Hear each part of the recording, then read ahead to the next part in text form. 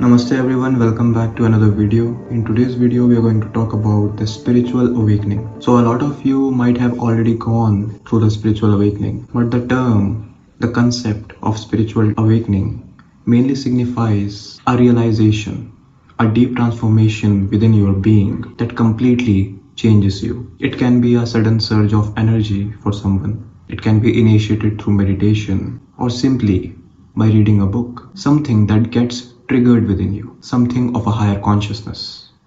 And suddenly you are no longer the same. So everyone experiences this spiritual awakening in different ways. There is no one way that you can experience this, but it is a known fact that it is happening with a lot of people. So let's start with the positive aspects of spiritual awakening, how it completely transforms you. There is a great saying that you are a spiritual being having a human experience, not the other way around. So this realization itself is immensely powerful because it frees you from your physical identification, the ego. It doesn't negate its existence, but it makes you realize that you are not just it. You are far more bigger than this little identity. And I love the analogy of the ocean and the waves. It's just like there are so many waves in the ocean, and all the waves, just like human beings, create their little nations, create their identities, and forget that actually they are part of the same ocean. That's how the egos are created. Identification with the forms, with the nations, with the religions, so many things, and they give you a deep sense of identity. This is who I am. And the very nature of the ego is it is very defensive. There is a defense mechanism that gets triggered whenever the identity is questioned. So one of the most deep realization that you have in your spiritual awakening is that we are all one. The realization of oneness. Every philosophy, every teaching points in this direction. Even the word yoga literally means union, oneness with existence. That you as individual, existence as whole are not separate. Everything is one. So the moment you go beyond the waves, you go beyond the identity as a wave, you realize that I am the ocean itself. And the I here is not of ego. It is a humble I of realization that I am one with the whole existence and I don't have to fight with other egos to protect my identity. So until humans collectively realize this, there will be duality. There will be wars. Because we are thinking others as separate, we are always in survival. That's why the people who know themselves as only ego, who have not gone through the spiritual awakening, they are always in survival mode. Their consciousness is at the survival center, which is the root chakra. They can't lift themselves to the higher energies, to the higher chakras. And the heart chakra is the bridge. The spiritual awakening opens up your heart chakra, and then you can feel the oneness. Then you can see that everything is actually made up of the same stuff. You can call that consciousness, you can call that source, God, universe.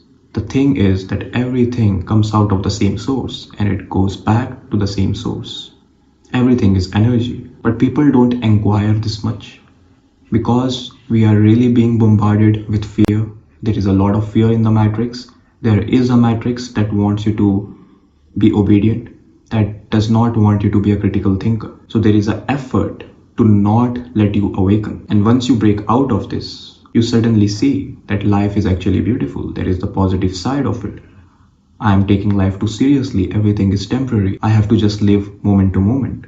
This is one of the greatest realizations. A lot of spiritual teachers talk about this. The Power of Now is a great book by Eckhart Tolle that talks about freedom from time. We live in time always. We are slaves of time. It is a concept that we created for our own convenience, but we have become a slave of it. So time is just something that is in your head. It is not something that you can hold. So if you always live for the future and you keep missing the now moment, the present moment, which is the eternal truth. Life is a series of now moments. There is one moment, the next moment. It is a series of now moments. It is not like you are existing separate from the eternal now moment. You can't. Wherever you go in the future, wherever you are in the past, Whatever happened, it always happens in the form of present moment.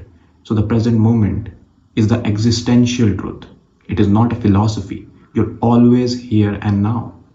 But are you living in the now? That's something that you need to question. And that's something that you suddenly realize as you spiritually awaken. Because your spiritual self, your higher self, is always in the now. It's always in the present. It's not living in the future or in the past. Because it's the fragmentation of your mind that is creating these things for you. If you use it for your own gain, that you create a future vision and it is in alignment with you and you take action towards it, you take little step towards it, then it is beneficial for you. But if it is creating tension, stress, anxiety, and constantly you are living in that zone, it is not beneficial for you. It is draining you. It is not helping you in any way to live in time. Another realization that is positive is that life is full of abundance. I am grateful for this life. And as you become grateful, the life starts mirroring back that to you. You attract more abundance. Abundance in different forms. It doesn't mean just the financial aspect. In every aspect of your life, you become abundant. You become full of abundance because you are grateful for your life. And the people who are not awakened, they can't appreciate anything in their life. And appreciation, when you appreciate something, it is a very positive vibration. They are just complaining all the time, complaining about the things, complaining about their job, relationship, their car, anything. They just find the faults in things because they are controlled by the matrix. They see the lack in everything. They see what's missing, not what they have. That's why gratitude is a great tool. If you have gone through the spiritual awakening, if you are going through it, or if you are just starting out, gratitude is for everyone. It will help you to shift your vibration instantly from what you don't have to what you do have, from lack to abundance. It's very simple. How often do we appreciate what we have? And it should start with little things, which is your life itself. You are experiencing this life, and it makes you realize that life is so beautiful, that I'm able to live this experience. That itself is a beauty. I can travel, I can go anywhere, I can be in nature, I can do what I love. So life in itself is the biggest blessing. So to see life from this perspective instantly makes you happy. So gratitude is the key to real happiness. Happiness does not lie in some future event, in future success. It is in this moment. When you give yourself the permission to be happy in this moment by saying, I am grateful for all the things that I have, suddenly there is a happiness that can't be taken away from you. Another really great tool is definitely meditation, mindfulness that brings you in the moment to moment living, being aware wherever you are, whatever is going on, just seeing that as pure awareness, pure consciousness. And definitely it's not for everyone. But the traditional meditation where you're sitting down, closing your eyes and doing that, some people are very active, they have different personality, different nature. For them, they can try meditation in different forms. When they are taking a walk, when they are swimming, when they are doing something that they really enjoy, that calms their mind down, that can be their meditation. Because ultimately the idea of meditation is to take you out of your mind, take you out of the concept of time, take you out of all the stories of I have this problem, I have that problem. The ego is always playing the victim, usually. So to take you out of that victim zone and make you the creator of your reality, you have to meditate. In any way, you have to connect to that higher consciousness. So these are the positive aspects, and there are many. Suddenly, there is a peace, there is a blissfulness that comes in your being.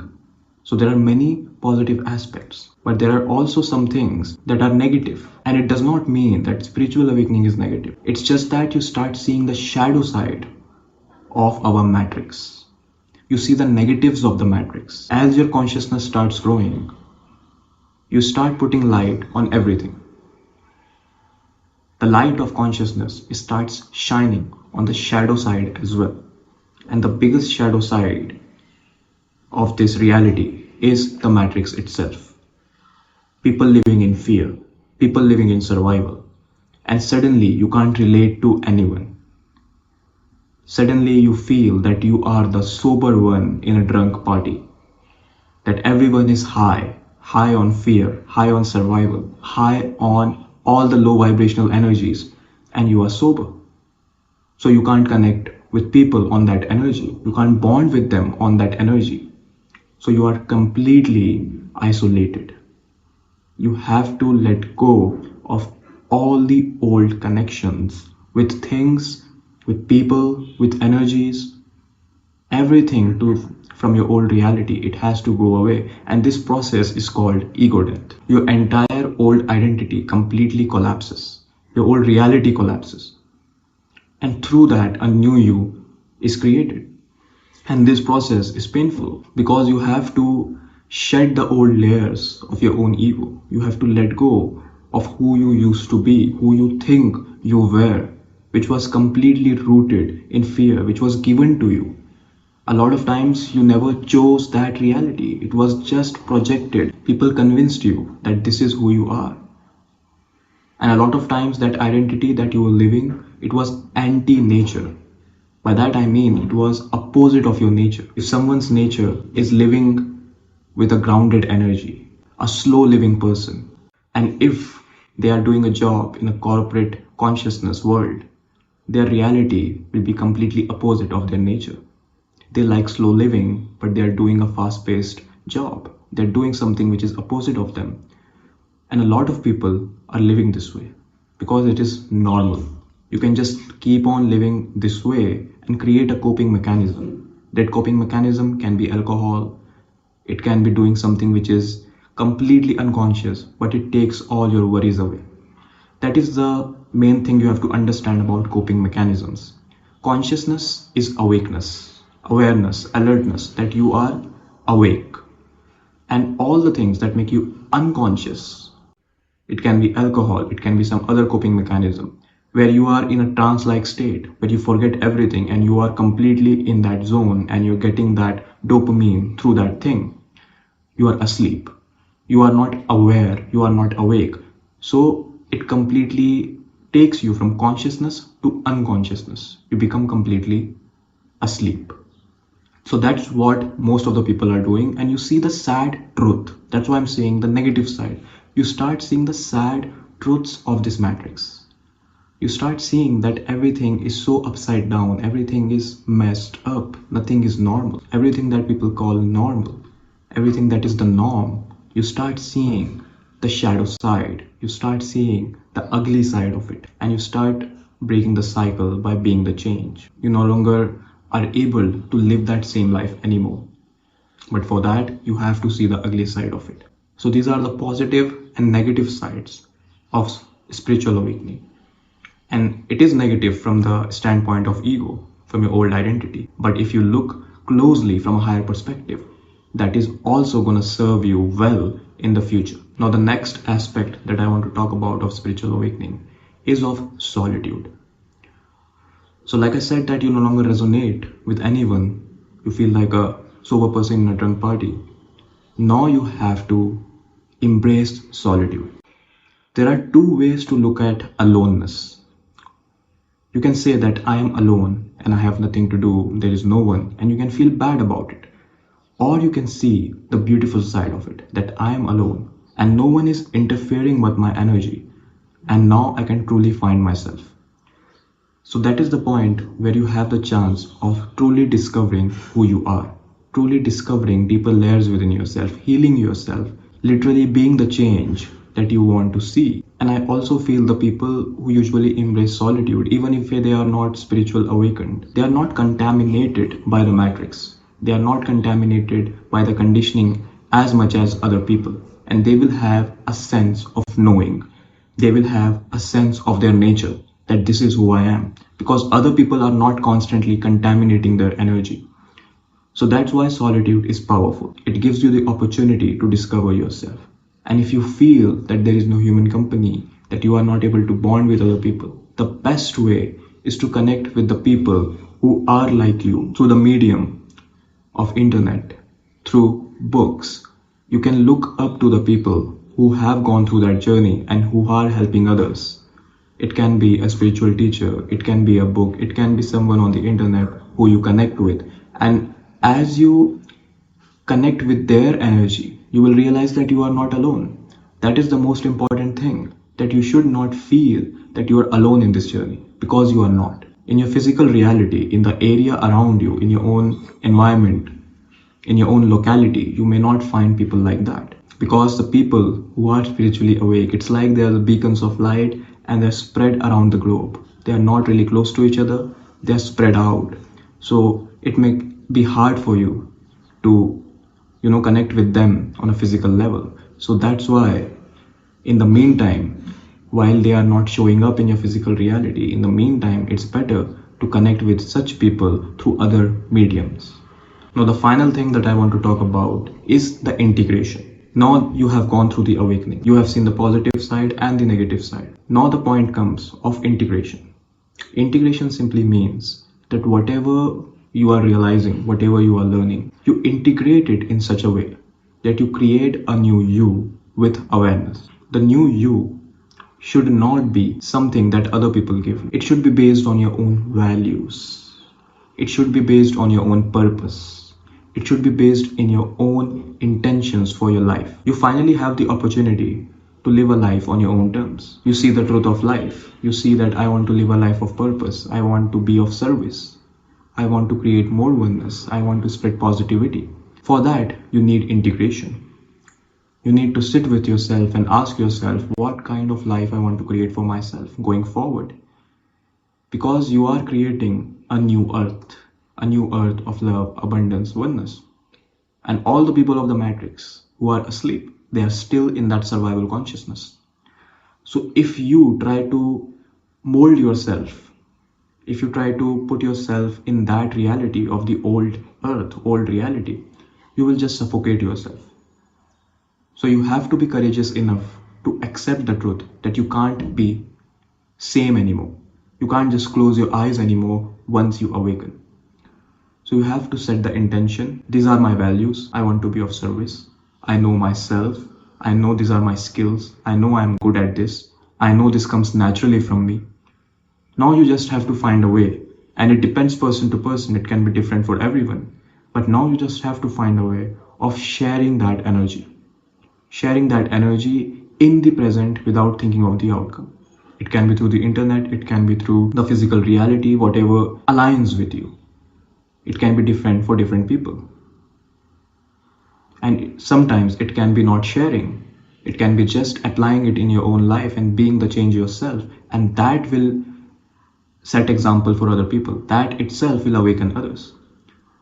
So there is no right way, there is no one way. Understand this, but recreate yourself in a way where you're living in alignment with your nature, where you're not afraid of living life, where you live as a creator, not a victim, where you live in alignment with your higher self, where you're not just thinking that I'm just the ego, this identity, where you're not always triggered, you're not always in self-defense. You understand that there is a higher plan, there is a higher self, and things are unfolding in a divine order. And the proof is my spiritual awakening. I hope you enjoyed this video. You can like, comment, share. You can also support my work by hitting the thanks button. And please make sure to subscribe. Much love to you all.